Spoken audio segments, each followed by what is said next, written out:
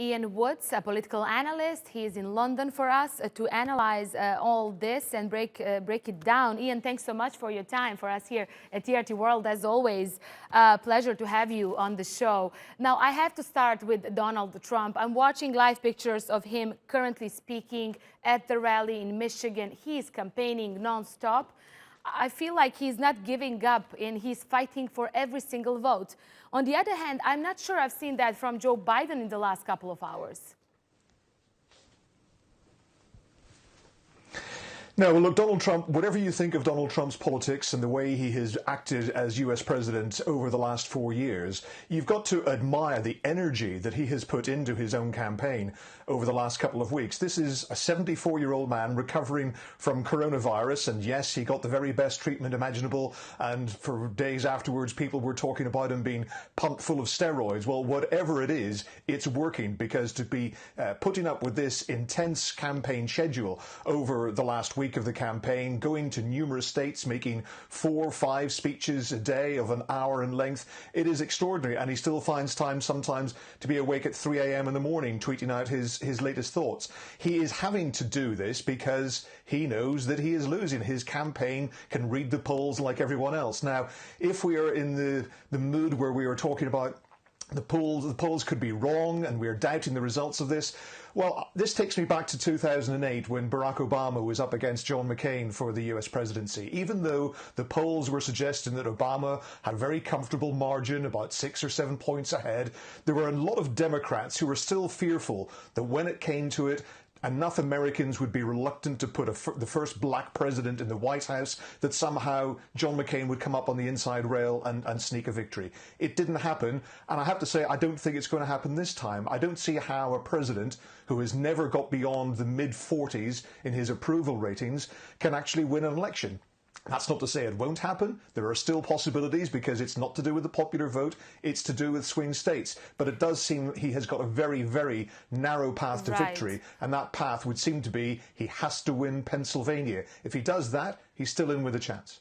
Right. I actually wanted to discuss polls with you. You mentioned some of the things that I wanted to hear. Polls showing a lead for Biden, but very, very narrow one in the crucial swing states that Trump is now visiting. His supporters like this face-to-face contact.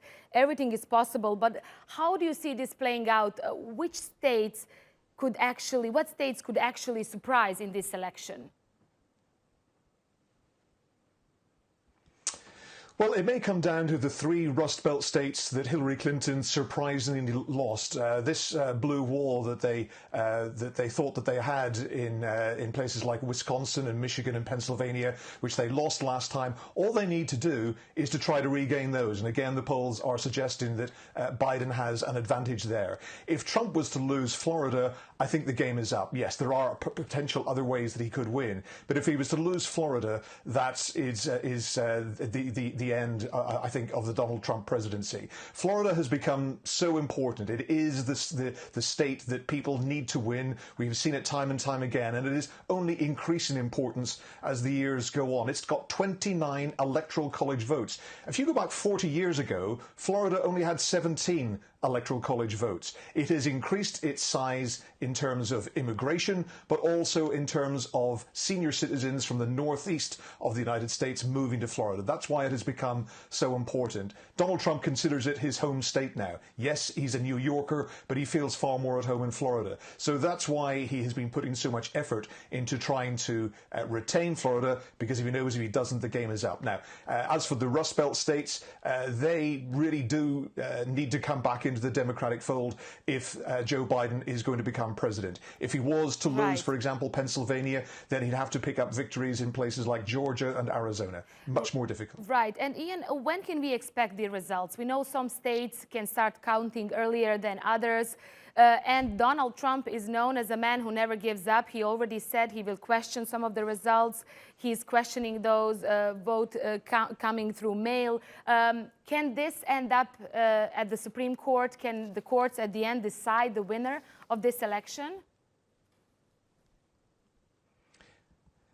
Absolutely, but not if it's a landslide victory for Joe Biden. And we're in this extraordinary situation where pollsters are suggesting it could possibly be a landslide, or it could just be a narrow victory. So if it was a landslide, no matter how many times Donald Trump may complain about it, I don't see how he can dispute a number of states going into Joe Biden's column. I mean, he's talking about Pennsylvania as an example because they are allowing mail-in votes to be counted several days after they actually arrive, as long as they're postmarked before or including the day of the election. So there are grounds for appeal, if you like, if it is a narrow result. But if it's an overwhelming victory for Joe Biden, it won't come to that. We may know the result within 6 or 7 hours of the polls closing, because key states such as Florida, for example, they have a system whereby the mail-in votes which have come in over the last week or 2 weeks, they begin to count those almost immediately, and you see those showing up in the tallies. And you can read the runes, if you like. You can look at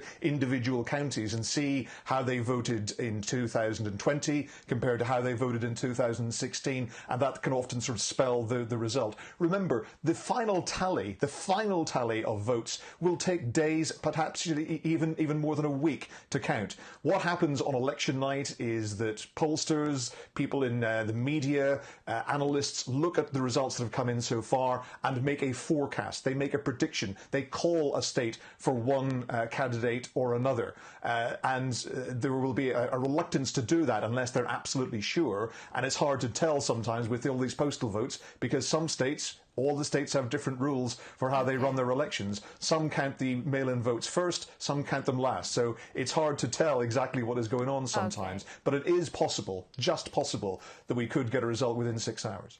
Okay, Ian, thanks so much for that. Ian Woods, our U.S. political analyst in London there for us.